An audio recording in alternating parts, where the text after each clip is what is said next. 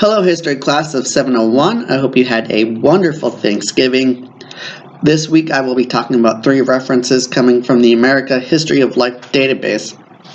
The first article is written by Harry Stout and Peter Onuf called James Davenport and the Great Awakening in New London.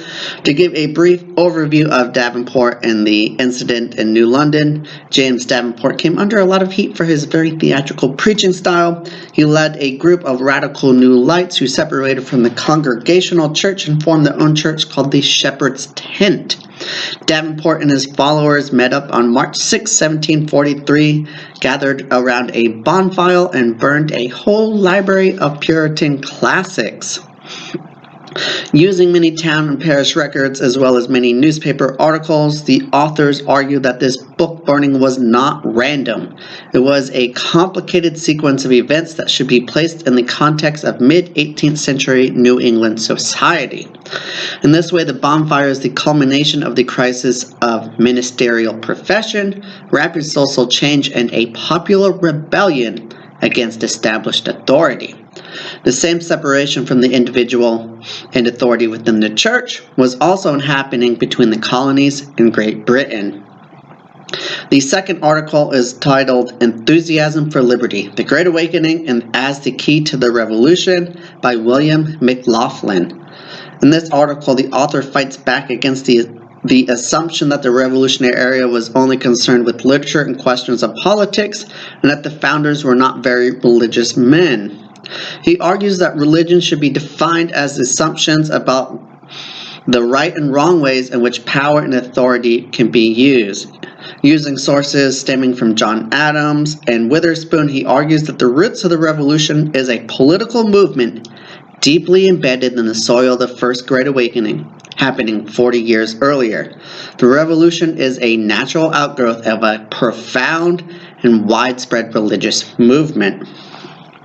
Adams, for example, said, "America is a Christian Sparta, a nation whose citizens should be as willing to sacrifice themselves for the good as their country, as dedicated to God as the Christians who were thrown into the lions by the Emperor Nero." Witherspoon, for example, said, "If there be a general corruption of manners, there can be nothing but confusion.